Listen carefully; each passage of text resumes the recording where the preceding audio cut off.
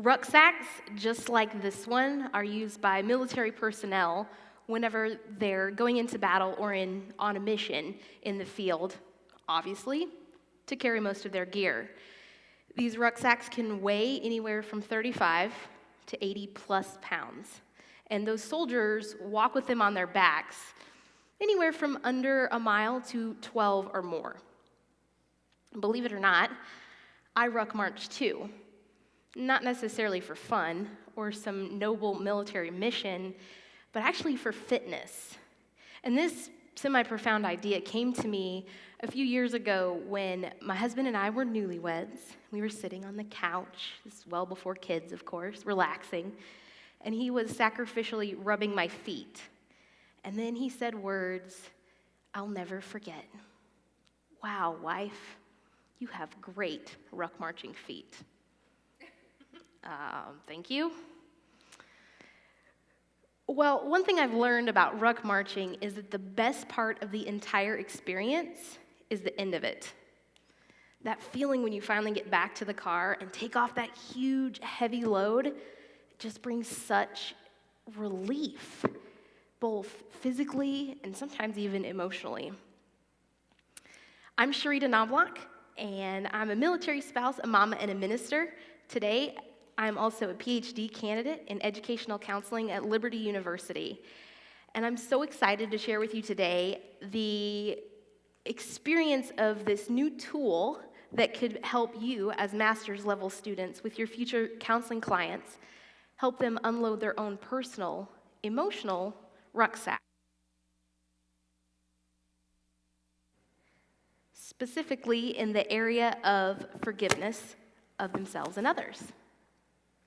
This tool that I'm going to share with you today is substantiated by over 30 years of research by its founder, Dr. Robert Enright.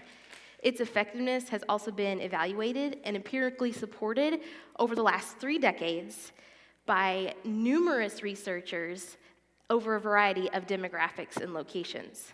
As you've probably figured out, this tool is Robert Enright's forgiveness counseling model. So let's consider again that emotional rucksack. Think to yourself for a moment about those feelings, thoughts, experiences that come with unforgiveness. Share with me, what does that look like? I think it's like a heavy weight.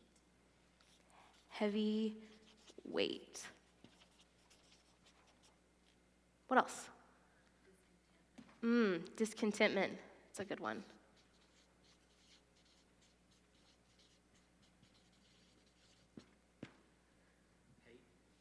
Hate. That's a powerful one. 2 more. Unkindness. Last one.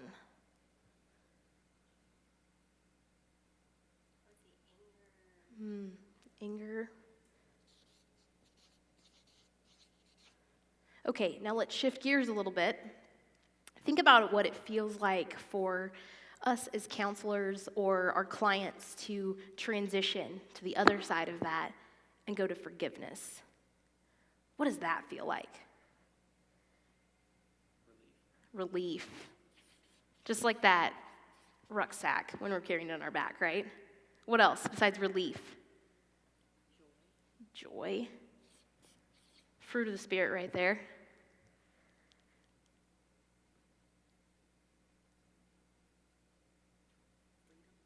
Freedom. Excellent.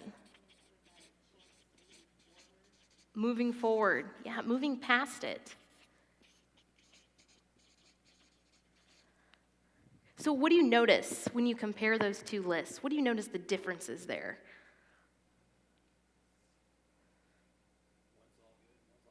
One's all good, one's all bad. That sums it up. I couldn't have said it better myself. That's totally right.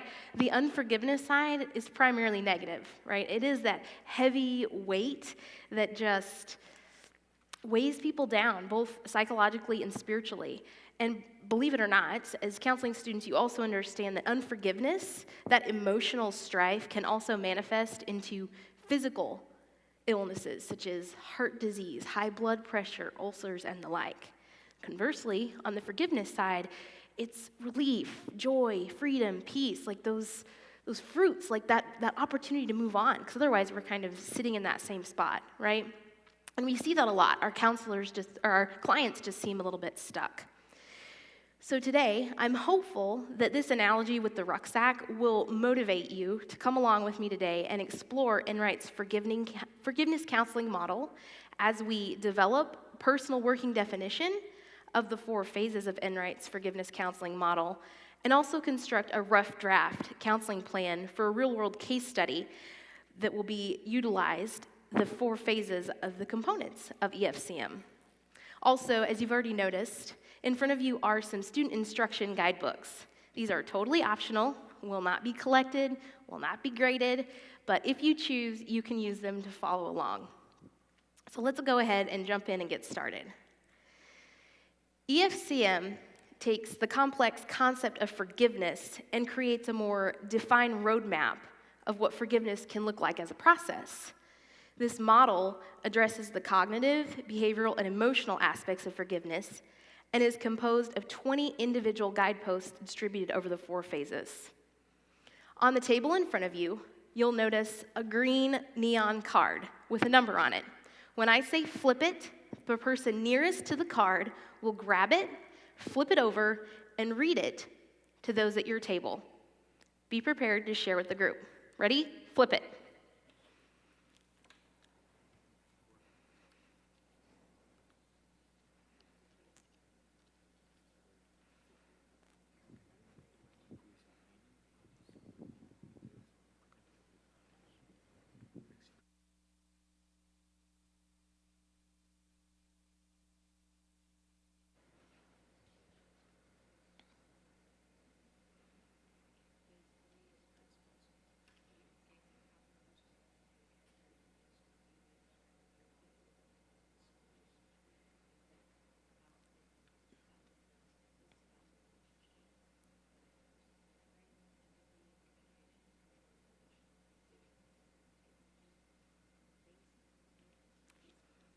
All right, so who has card number 1? Becky, go ahead and share with us the title and the working definition of that. Uncovering, confronting the nature of the offense and uncovering the consequences of having been offended. So you can capture those down in your blanks in your guidebook if you would like. Let's take a look at that again. Uncovering, and it's more specifically uncovering your anger in this phase. Confronting the nature of the offense and uncovering the consequences of having been offended. Take a look at the key words there. Confronting and uncovering. What do you think might happen in this stage? What was that? Confrontation. Maybe with yourself. Trying to be like, oh, I've kind of hidden this for a while. Well, Becky, keep going and share with us those guideposts that mark phase 1.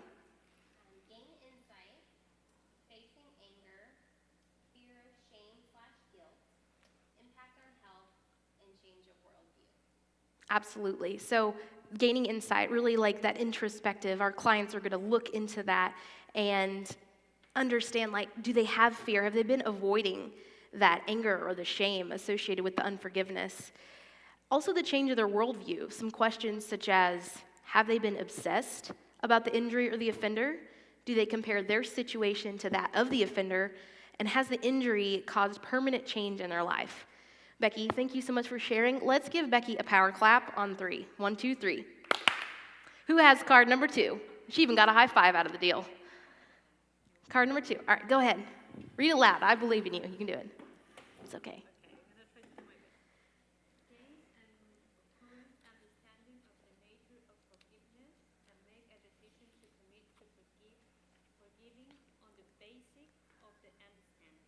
Right, so phase 2 is deciding. Pretty straightforward, right? Gains that accurate understanding of the nature and makes a decision. Share with us those guideposts. Analyzing what has not worked in the past, determining willingness, pushing by pain, pulled by hope. Yes, that's right. That's great. So This is the stage where your future client is going to determine, are they really willing to forgive? Because they're in control of that. And I love those last 2 points about being pushed by the pain and pulled by the hope. I just love that, because learning to forgive one's offender is, like we talked about over here, going to free them from that further avoidable suffering. Let's give some support snaps for that one. All right, card number 3. Back over here. The working stage, okay? Gains a cognitive understanding of the offender and begins to view the offender in a new light, resulting in positive change in effect about the offender, about the self, and about the relationship. Okay, so again, these phases are pretty straightforward as far as what happens. This is where the real work, the rubber meets the road. They start to get that cognitive understanding of what's really going on and kind of how to fix that. And they even start to see their offender in a positive new light, but it also impacts their own personal self, which is kind of motivating. What about those guideposts, Mandy? Reframing, empathy, communication, control of emotions, giving offender a gift. This is where, like I said, the work happens and they start to kind of look at it from a different perspective once they've determined their willingness in the deciding phase. So they can reframe the situation and also even extend empathy. And near the end of this phase 3 of working, they might even be challenged by their future counselor, such as yourself, to give their offender a gift as a sign of goodwill. Let's give Mandy a whoop, there it is, on 3. 1, 2, 3. Whoop, there it is. How about card number 4, phase 4? Phase 4, deepening. Deepening, okay. Find increasing meaning in the suffering, feels more connected with others, and experiences decreased negative affect, and times renewed purpose in life. I love this phase, not just because it means we've come full circle, but also because of the AKA. Like, this phase is also known as the discovery and release from emotional prison. I think that totally sums up what we talked about here with the emotional rucksack, unforgiveness. How about those guideposts? Emotional relief, increased compassion, forgiveness paradox, not alone, discovers freedom. Those are the perfect guide marks, the guideposts to show what happens in phase 4. And my favorite, of course, is the forgiveness paradox. Honestly, as Christian counselors, our whole life is kind of a paradox, right? Think about the words in the Bible, the turn the other cheek, or love your enemies, those who persecute you. The forgiveness paradox is the same thing. As we give to others the gifts of mercy, generosity, and moral love, we ourselves are healed. Let's give David a power air 5 on 3. 1, 2, 3. And so while this process sounds pretty straightforward, right? 1, 2, 3, 4, it isn't as clear as the phases indicate.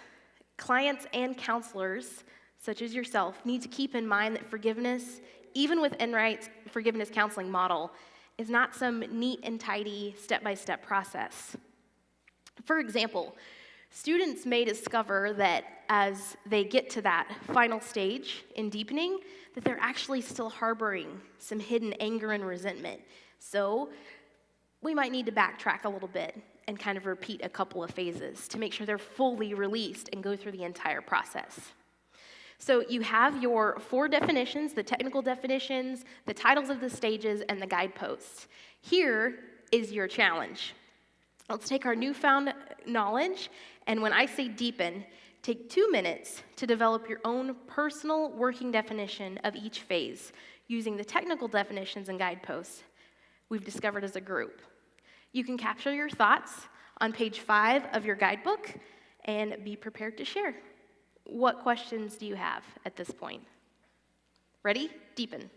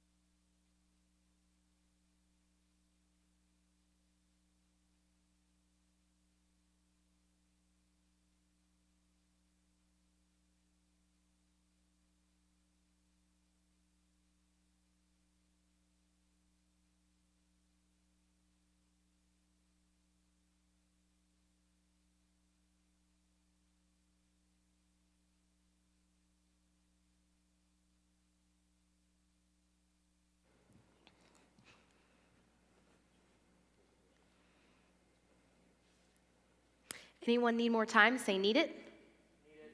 Okay, 30 more seconds.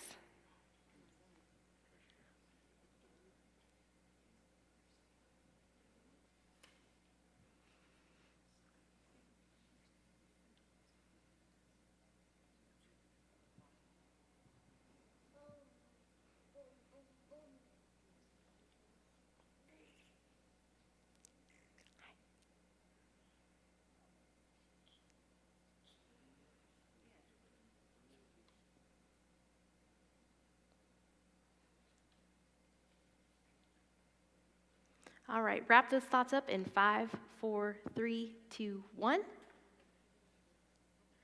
All right, let's go ahead. I heard some great conversation happening over here. So if you guys want to share just super quick what you came up with for your working definitions as a table, as individuals, go ahead. So for phase 1, for uncovering it, would be basically facing it. Face it,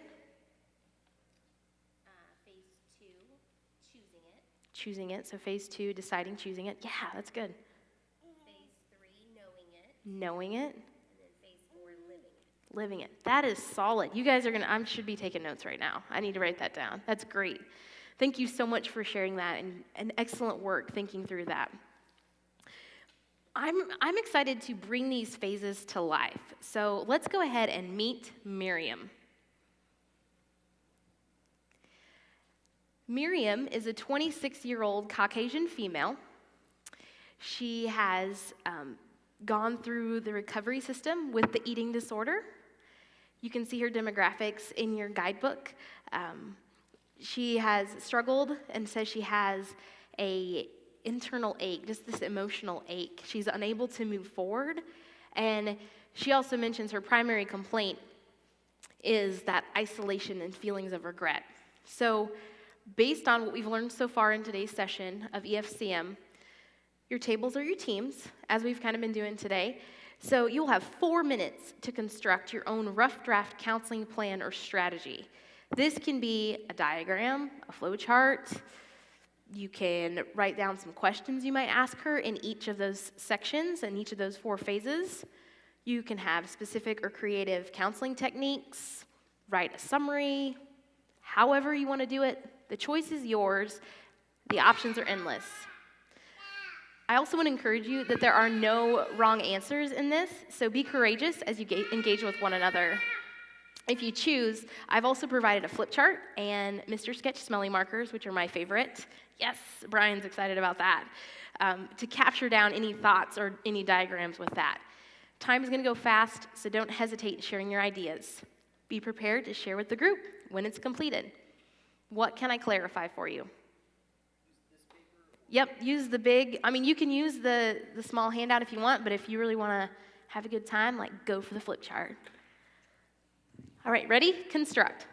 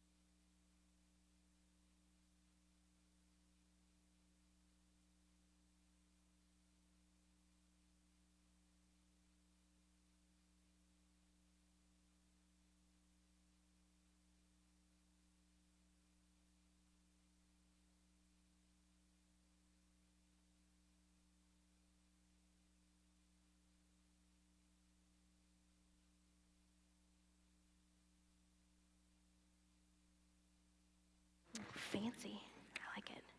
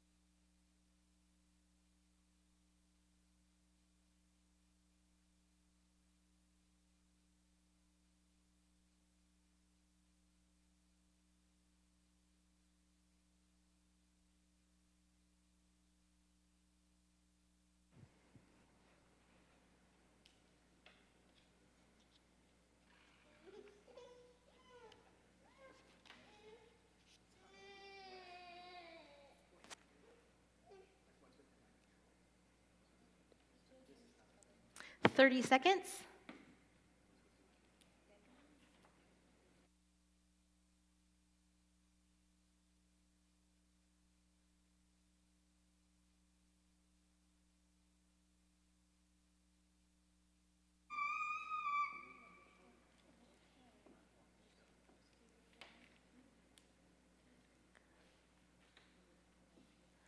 All right, wrap up those thoughts in the next 10 seconds.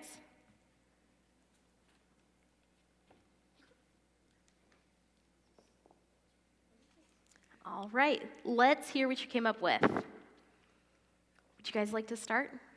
Just hold up your poster to the other side of the room, and we see some arrows with some numbers and some really cool pictures and diagrams here too. So, speak up so we can all hear you. So in the phase 2, we'll have an assessment. Assessment in phase 1, okay. Phase 1, yeah. Phase 2, we got learning from others. That's good. Then in the 3, we have books, prayers. In that working stage, making it happen, right? Then at the end, we got celebration. And I love your person down there, like, doing like a big jump. That's a great diagram. You guys should have just drawn the whole thing. Let's give them a 5 stars. Actually, that's 10 stars, but let's do 5 stars on the count of 3. 1, 2, 3. 5 stars. All right, what do you guys have?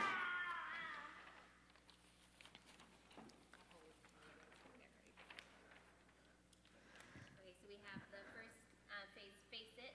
Mm-hmm. What needs to be forgiven, what happened. And here, then going down to phase 2, choosing it. What does health look like? So what does that look like? Know it. What can she actually do about it?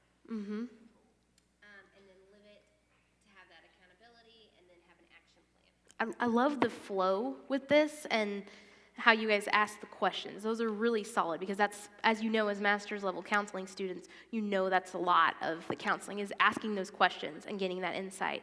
So what would you guys like? Let's give a way to go, like that on 3. 1, 2, 3, way to go.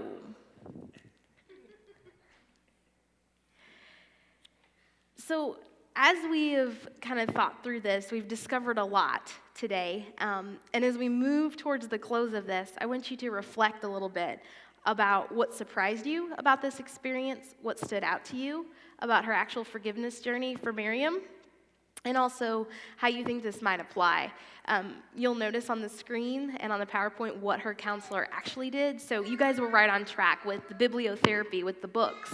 Also how she determined that anorexia, quote, ruined her life. And then we also see in phase 3 how she started doing that motivational interviewing, learning from others.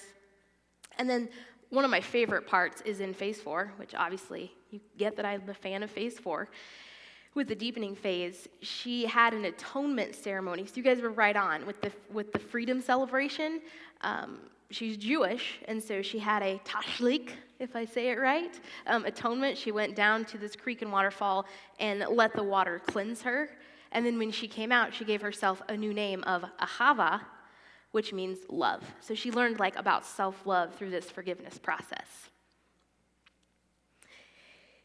As we move forward, continue to think about those things, what surprised you, what stood out, and how you think that might apply to your future counseling experiences. But we've covered a lot of ground today as we've developed our own personal working definition of the 4 phases of Enright's forgiveness counseling model. And we've also constructed those really solid counseling rough drafts with the flow charts and the diagrams and the pictures. But I'm curious, as future counselors, what really stuck out to you during this experience? Let's take a little bit of time to reflect. On page 7 of your guidebook, you'll notice a pyramid. On the bottom, capture 3 takeaways. On the middle section, capture 2 things that challenged you or stretched your thinking. And on the top, 1 lingering question you still have. Take 60 seconds to complete this task. Go.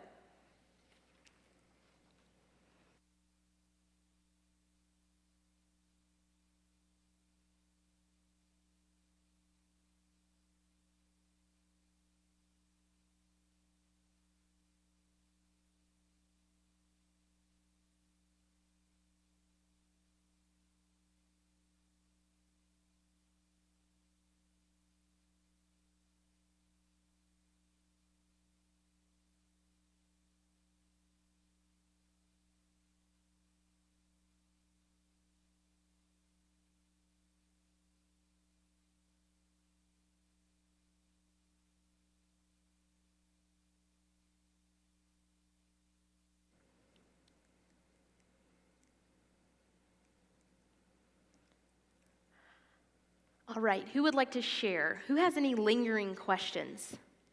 Brian.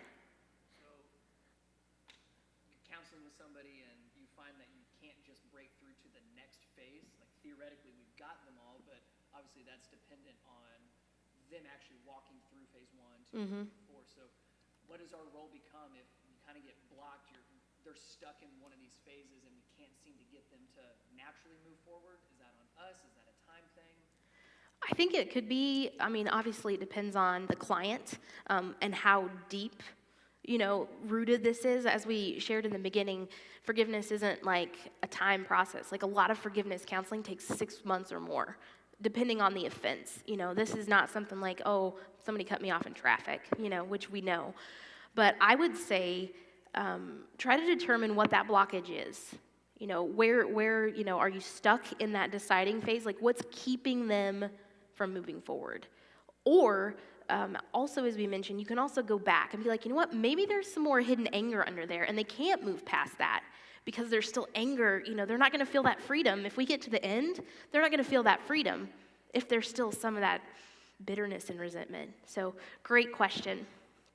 And thank you for sharing that with us. Well, as we've experienced today, the forgiveness process is just that. It is a process. The journey to forgiveness might be challenging for your future clients, as well as yourselves as future counselors. But using Enright's forgiveness counseling model has the potential to be a very powerful tool in your arsenal.